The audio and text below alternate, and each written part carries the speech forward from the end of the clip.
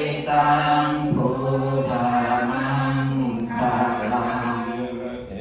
จังกมิ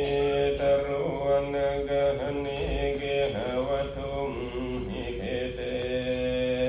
นาเสโกภาริวันนเยสุจิสานาลิงกนาจัสสะตังปัสสะตังยันตาริตานิโยกานิโหติเตนะขินายาสุขตัสสะสาวกาเอเตสุดินนานิมหาภลานิเอนัมปิสังเขรัตนังปณิตาเอกามันตุพุทธานิโสวันนะโม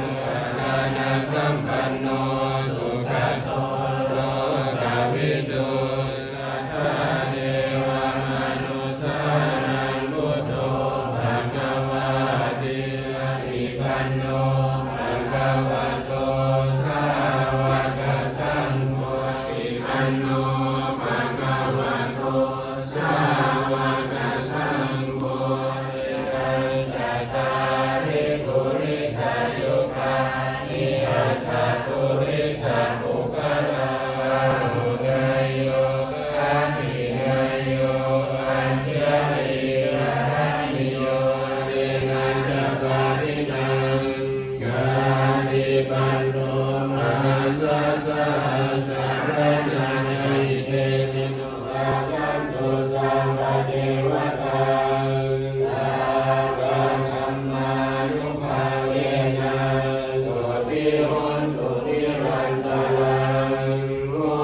นตุสัพพังสุมังคลังราคันตุสัพพะเทวตาโลกาเกตุมิภะเวนะนันตังโลกาเสโตสักกาลังกิเลสัง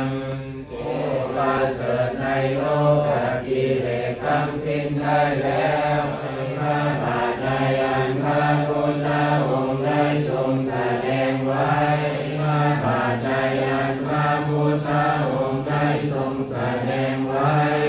ข้าพเจ้าขอนมัสการพระบาทและรอยพระบาทนั้